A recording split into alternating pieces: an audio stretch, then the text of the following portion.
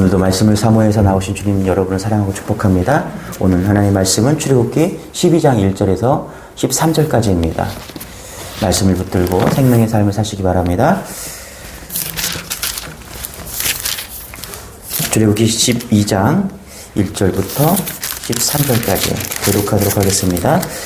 여호와께서 애굽 땅에서 모세와 아론에게 일러 말씀하시되 이달을 너희에게 달의 시작 곧 해와 첫 달이 되게 하고 너희는 이스라엘 온 회중에게 말하리라. 이달 열흘에 너희 각자가 어린 양을 취할지니 각 가족대로 그 식구를 위하여 어린 양을 취하되 식구가 너무 적으면 그 집의 이웃의 사람 수를 따라서 하나를 잡고 각 사람이 먹을 수 있는 분량에 따라서 너희 어린 양을 계산할 것이며 너희 어린 양은 흠없고 1년 된 수컷으로 하되 양이나 염소 중에서 취하고 이달 열 나흘까지 간직하였다가 해질 때에 이스라엘 회중이 그 양을 잡고 그 피를 양을 먹을 집 좌우 문설주 임방에 바르고 그 밤에 그 고기를 불에 구워 무교병과 쓴 나물과 아울러 먹되 날 것으로나 물에 삶아서 먹지 말고 머리와 다리와 내장을 다 불에 구워 먹고 아침까지 남겨두지 말며 아침까지 남은 것은 곧 불사르라. 너희는 그것을 이렇게 먹을지니 허리에 띠를 띠고 발에 신을 신고 손에 지팡이를 잡고 급히 먹으라. 이것이 여호와의 유월절이라. 내가 그 밤에 애굽 땅에 두루 다니며 사람이나 짐승을 막론하고 애굽 땅에 있는 모든 처음 난 것을 다 치고 애굽의 모든 신을 내가 심판하리라. 나는 여호와라. 13절 같이 시작. 내가 애굽 땅을 칠 때에 그 피가 너희가 사는 집에 있어서 너희를 위하여 표적이 될지라. 내가 그 피를 그때에 너희를 떠나가리니 재앙이 너희에게 내려 멸하지 아니하리라. 아멘. 우리 계속해서 이제 출애굽기 12장 말씀을 보고 있는데요. 힘든 재앙 10가지 스토리가 이제 끝이 나고 마지막 재앙, 장자 재앙을 이제 앞에 두고 있습니다. 하나님은 10번째 재앙을 예고하시면서 이스라엘 백성들에게는 역으로 이제 이것이 살리는 그런 길이 됩니다. 10번째 재앙, 장자의 죽음. 애굽인들에게는 이것이 죽음의 재앙이죠. 그러나 이스라엘 백성에게는 이 장자의 죽음이 살리는 분이 누군가, 살리는 재앙이 된다는 것입니다. 여러분, 그래서 출애굽기 12장은 참 중요한 장인데요. 심판의 날, 죽음을 맞이하는 사람들, 그들에게는 이거 심판이 되겠지만은 이 심판의 날 구원을 받는 사람들이 있다는 사실입니다. 12장에서 이것을 보여주고 있다는 것이죠. 작은 예표입니다. 그러나 곧 우리에게 임할, 모든 인간에게 임할 그런 구원과 심판의 날 구원과 저주의 그런 멸망의 길을 보여주고 있다는 것입니다. 그래서 이 유월절, 이것은 이스라엘 백성에게만 보여지는 것이 아니라 우리 모두 믿는 우리에게 예표하고 있는 그런 유월절이 된다라고 볼 수 있는 것이죠. 여러분, 우리가 예수를 믿는 것은 잊지 마십시오. 우리가 죽음의 날, 그날 심판의 날, 죽음이 아니라 구원을 받기 위해서, 하나님께서 살리기 위해서 우리를 위해서 십자가에 달리셨다라는 것입니다. 그런 맥락으로 오늘 다시 한번 이 말씀을 보기를 원합니다. 1절 2절입니다. 같이 시작. 여호와께서 애굽 땅에서 모세와 아론에게 일러 말씀하시되 이달을 너희에게 달의 시작 곧 해의 첫 달이 되게 하고. 자, 여호와께서 애굽 땅에서 모세와 아론에게 일러 말씀하십니다. 그러면서 2절에 보니까 이달을 너희에게 달의 시작 곧 해의 첫 달이 되게 하고, 하나님이 이스라엘 백성들에게 새로운 시간표를 주시는 거죠. 여기 보니까 달의 시작 곧 해의 첫 달이 되게 하고, 이것이 이제 월삭이 되는 거죠. 첫 해가 되는 겁니다. 지금까지는 이스라엘 백성들이 어떻게 살았습니까? 애굽의 시간표를 가지고 살았습니다. 그래서 애굽에서 이스라엘 백성들의 시간표, 그들은 좌절과 고통과 회한의 시간을 가졌을 것입니다. 약 430년 동안 이제 고통받는 그런 시간을 가지면서 그곳에서 노예로 희망 없이 그렇게 사는 것이죠. 얼마나 처절한 삶이었겠습니까? 계속 반복적이고 희망 없는, 그리고 무엇보다 하나님, 그 하나님에 대한 믿음의 실패, 애굽 신들에게 졌다라는 그 하나님에 대한 신앙이 다 깨어지고 좌절 속에서 그들은 살아갔을 것입니다. 그런데 하나님께서는 이제 그 시간표를 바꾸십니다. 이스라엘의 시간, 이제 곧 하나님의 시간으로 바꾸는 것이죠. 그래요, 여러분. 우리가 하나님을 믿는다는 것은요, 신앙을 갖는다는 것은 내 시간표에서 하나님의 시간표로 바꾸는 것입니다. 그런 은혜가 여러분에게 소망합니다. 내 중심적인 시간이 하나님의 중심적으로 바뀌는 것이죠. 여러분, 복음을 전할 때, 사역일을 소개할 때, 내 심령 안에 이제 나는 사라지고 내 보좌에 내가 내려오고 예수 그리스도가 내 심령의 중심에 이제 자리 잡게 되는 것이죠.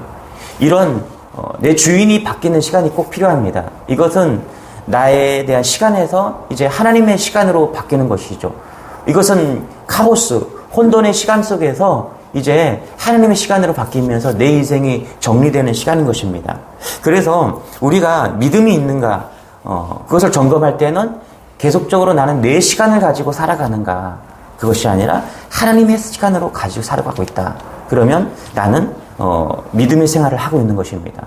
그렇게 혼돈의 시간이 정리되고 하나님과 함께하는 시간, 애굽의 시간이 아니라 이스라엘의 시간, 하나님이 함께 하시는 그 이스라엘의 시간이 정립될 때 그것이 믿음의 길을 가고 있다는 것입니다.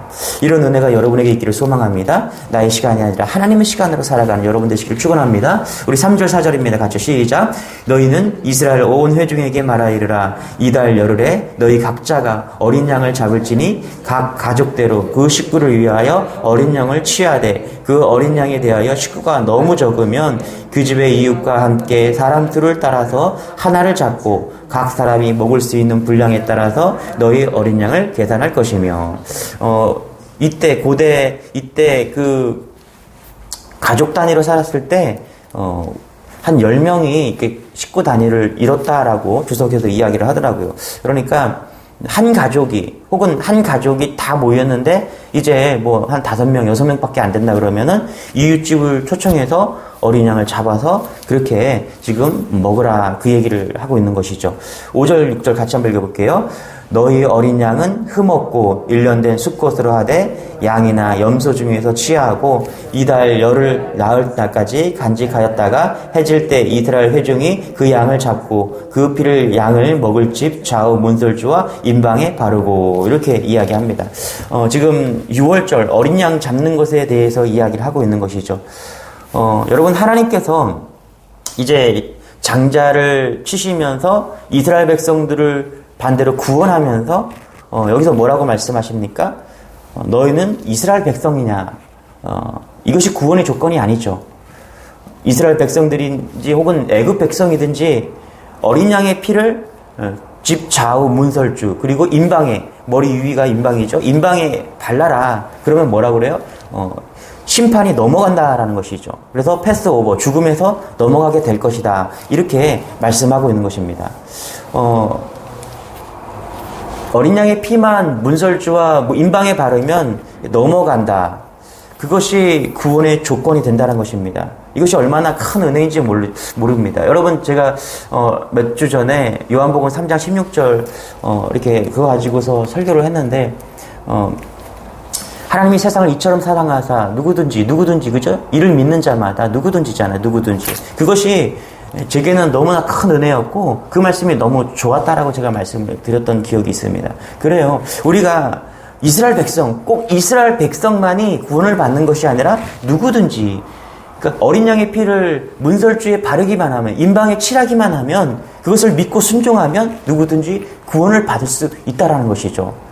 잘난 사람이나 못난 사람이나 그런 거나 상관없이, 똑똑하거나 아무런 상관없이 오직 그 피를 임방에 바르기만 하면, 순종하기만 하면은 우리가 구원을 받을 수 있다. 이것이 얼마나 큰 은혜인지 오늘도 보여주고 있다는 것입니다. 애굽 땅을 칠 때 삶과 죽음을 가르는 그 어린 양의 피, 그 피를 보면 죽음의 재앙이 넘어간다.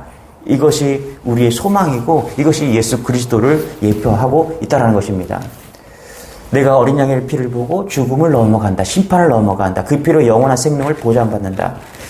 이것을 믿고 순종하는 여러분 되시길 바랍니다. 왜 하필 피를 발라야 할까?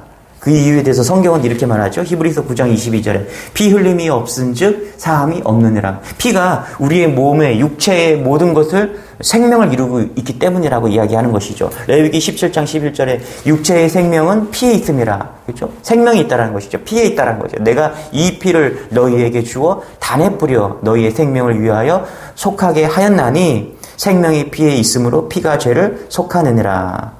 그렇죠? 그래서 이 어린 양의 피가 예수 그리스도의 피를 상징하면서 우리가 예수 그리스도를 믿음으로 인해서 그렇게 구원을 받는다. 그리고 누구든지 그 피를 문설주에 바르듯이 누구든지 예수 그리스도를 믿으면 구원 받는다는 그 사실인 것이죠. 저는 이것이 얼마나 큰 은혜인지 몰라요. 저는 참 죄인 중에 죄인이고 부족한 사람이고 연약한 사람인 것이죠. 때로는 이렇게 살아가다 보면은 제가 이렇게 오늘도 목사로서 단에 섰지만은 때로는 사단이 저를 참수합니다. 너 같은 게 무슨 목회를 한다고, 너 같은 게 무슨 말씀을 전한다고. 어떨 때는 말씀을 준비하려고 이렇게 앉아있으면은 사단이 참수를 하는 거예요. 야, 너 과거를 생각해봐. 너가 목사할 자격이 있냐? 응? 넌 진짜, 넌 그런 인간이야. 넌. 저를 참수할 때가 있어요. 그런데 어제도 말씀을 준비하면서 이 말씀이 저에게 소망의 말씀이 되는 겁니다. 죄 많고. 돌이켜보면 여러분들이 아마 저의 과거를 알면은 교회를 안 나올 분도 계실지 몰라요. 그런데 하나님께서 사랑하여 주시고 예수 그리스도의 피로 말미암아 저를 그렇게 새로운 피조물이 되게 하여 주심으로 인해서 오늘도 그 사단의 참소를 이기고 오늘도 주님 앞에 서는 겁니다. 그것이 누구나야 누구나 누구든지 어린 양의 피를 믿기만 하면 그렇게 구원해 주신다는 것입니다. 이것이 얼마나 감사한지 몰라요. 이런 은혜가 여러분에게 있길 소망합니다. 8절 9절입니다. 10절 시작. 그 밤에 그 고기를 불에 구워 무교병과 쓴 나물과 아울러 먹되 날 것으로나 물에 삶아서 먹지 말고 머리와 다리와 내장을 다 불에 구워 먹고 아침까지 남겨두지 말며 아침까지 남은 것은 곧 불사르라. 여기 보니까 양을 잡을 때 영상으로 저는 영상으로밖에 보지를 못했는데 과거에 이 수원 온누리교회에서 진짜 양을 잡는 그런 시연을 했습니다. 그래서 조금 화제가 됐는데 그 영상을 보니까 양을 잡을 때 양이 이렇게 그 살아있는 양을 얼마나 잔인합니까? 그래서 살아있는 양을 이렇게 칼로 이렇게 배를 가르는데 이 양이 발버둥을 치지 않는 거예요. 막 살겠다고 다른 동물, 저는 어렸을 때 그 강아지 잡는 것도 보고 소를 잡는 것도 봤거든요. 근데 양을 잡는 것은 보지 못했어요. 그런데 그때랑 다르더라고요.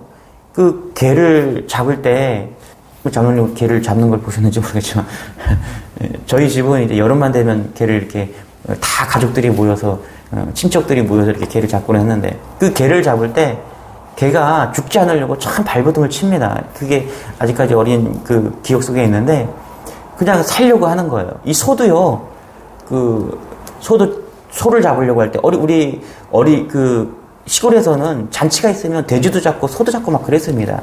그러면은 이 돼지나 소를 잡을 때, 돼지를 잡을 때도 그냥 얼마나 그 울음소리가 그냥 온 동네를 떠나갈 듯이 막 꿀꿀거리면서 죽지 않으려고 그럽니다. 이 소도 마찬가지예요. 소도 눈물을 흘리고 이제 그런 모습을 보여서 소도 어떻게 보면 한 방에 이렇게 뭐 때려서 정수를 탁 때려갖고 뭐 한 방에 이렇게 죽어야지 소를 잡을 수 있다. 뭐 그렇게 이야기를 하지 않습니까? 그런데 이 어린 양은 그 영상을 보니까 어린 양은 도살장에 끌려가서 자기가 죽는 것을 알면서도 양은 발버둥 치지 않는 거예요. 울거나 막 그러지 않아요. 그냥 그 칼을 갖다가 배에서 이렇게 갖다 대다가 살아있는 것을 죽이는데도 불구하고 양은 그냥 죽는 거예요. 왜 예수님께서, 오늘 하나님께서 왜 어린 양이라고 말씀하시는 이유가 거기에 있는 거죠. 우리 예수님께서 십자가에 달리시면서 전혀 죽음에 대해서 거부하거나 거기에 대해서 발버둥 친 것이 아니라 어린 양처럼 죽음을 스스로 받아들인 것이죠.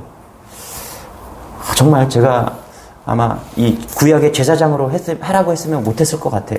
그냥 그걸 보면서 막 구토가 나오고 막 그랬을 것 같아요. 그런데 그 어린 양이 그렇게 자기의 죽음에 대해서 그냥 스스로 받아들인 것처럼 예수 그리스도가 그 죽음을 위해서 우리를 대신해서, 우리를 위하여가 아니에요. 우리를 완전히 대신해서 그렇게 그 죽음으로 인해서 우리를 죄악에서 건지셨다는 것이죠.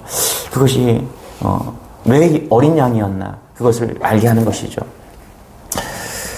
여기 보니까 무교병이다라고 얘기합니다. 무교병은 누룩이 들어가지 않은 것이죠. 누룩은 성경에서 죄를 의미합니다.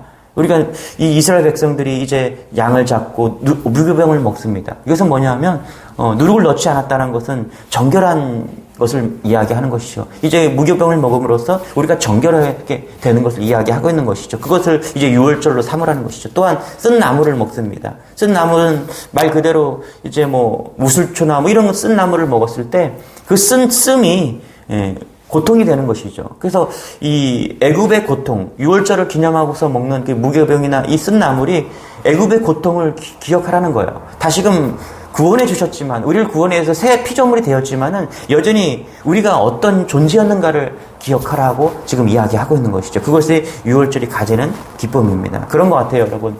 우리가 예수를 기억한다는 것, 구원의 은혜를 기억한다는 것, 그건 감사에 대한 것이죠. 우리가 기억한다는 것은요, 감사한 것인 것 같아요. 오늘도 우리가 감사하게 살 수 있는 것은요, 예수 그리스도가 우리를 구원해 주신 그 감사 때문에 감사하게 사는 것이죠. 그래서 감사한다는 것은 기억하다라는 뜻을 가지고 있는 것입니다. 이스라엘 백성들이 이 유월절을 가장 큰 절기로 지키는 것은 그들을 구원해 주신 것에 대해서 감사하는 그런 은혜로 살고 있는 것이죠. 여러분, 오늘도 감사하는 여러분 되시길 바랍니다. 그것을 감사하는 하루를 살 수 있는 것은 예수 그리스도께서 나를 구원해 주신 그 감사로 살아갈 수 있는 것이죠. 어떻게 하루를 가정 속에서 또 감사할 수 있나? 마찬가지인 것 같아요. 기억하는 것이죠. 사랑하는 아내가 저를 구원해 주신 거, 구원해 준 거예요.